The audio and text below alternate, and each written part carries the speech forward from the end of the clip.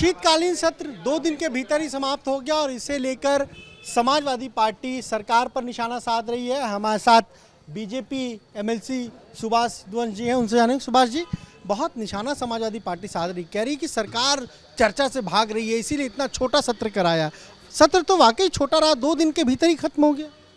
Samajwadi party वैचारिक दरिद्रता का शिकार है, उसके पास किसी प्रकार का कोई मुद्दा नहीं है, इसलिए वो सदैव अनर्गल प्रलाप करते रहते हैं, हमेशा सदन का समय बर्बाद करते हैं, इसलिए इस तरह की बातें वो लोग कर रहे हैं। तो क्या 2 दिन का जो था वो बिजनेस पूरा हो गया? सदन के जितने एजेंडे थे उसमें सभी पूरा होने के बाद सदन का जो समय है अभी 2 बार बढ़ाया भी गया, 3 बार माननीय सभापति जी के द्वारा, और सभी जितना भी बिजनेस था, जितना एजेंडा था, वो टोटल कंप्लीट किया गया है। लेकिन अगर लंबा सत्र चलता तो जनता के मुद्दे पर ज़्यादा चर्चा नहीं होती, क्योंकि जनता के लिए ही सत्र है, सदन है। देखिए, सभी मुद्दों पर चर्चा हुई है और लगातार जब अगला सत्र आएगा उसमें भी चर्चा होगी। और मैंने आपको बताया कि जितना बिजनेस था और जितना एजेंडा था वो टोटल वहां कंप्लीट किया गया है और आज से सदन के सदस्यों से बार बार पूछा गया है, उसके बाद समाप्त किया गया है।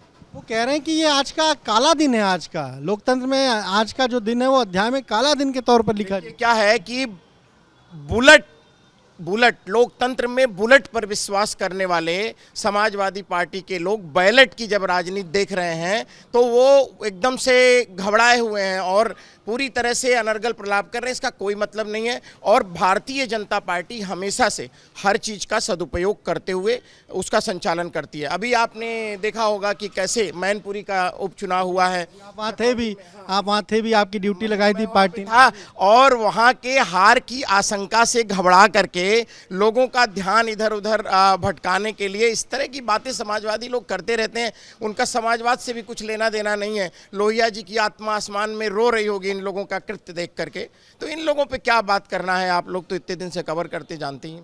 तो आप कह रहे हैं कि मैनपुरी में बीजेपी जीत रही है? मैनपुरी में भारतीय जनता पार्टी ऐतिहासिक विजय की तरफ अग्रसर है।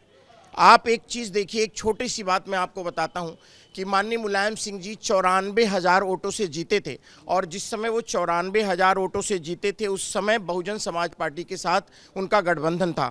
बहन जी और वो मिलकर के संयुक्त रैली भी वहाँ पर किए थे और वहीं बगल में आप देखेंगे तो भारतीय जनता पार्टी के जो कैंडिडेट्स थे बगल वाली सीटों पर, तो एक 2.5 लाख से जीते थे, दूसरे 5 लाख से जीते थे। तो अगर अकेले लड़ रही है समाजवादी पार्टी तो 1.5 लाख वोट तो यही उसका कम कर दीजिए।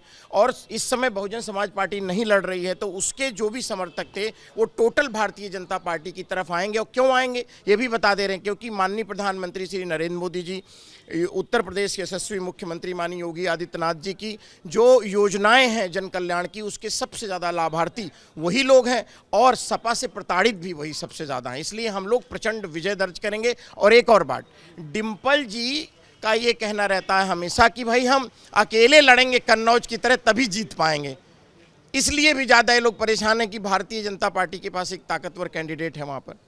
बिल्कुल, देखिए सुभाष यदुवंशी बीजेपी एमएलसी साफ तौर पर कह रहे हैं कि सरकार तो सदन को चलाना चाह रही थी, तमाम सारे एजेंडे थे, बार बार पूछे गए, लेकिन उसके बावजूद भी जब सदस्यों ने वहाँ कहा कि कोई बात नहीं है, कोई अन्य चीज़ नहीं है, उसके बाद ही जो बिजनेस था वो समाप्त हो गया और उसके बाद ही सत्र को अनिश्चितकाल के लिए स्थगित किया गया है। और वो ये भी कह रहे हैं कि जो बुलेट से चुनाव जीतना चाहते थे वो बैलेट की जब बात हो रही है तो इसी तरह की बातें कह रहे हैं।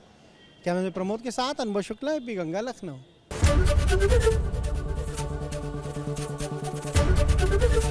एबीपी गंगा, खबर आपकी, जुबान आपकी।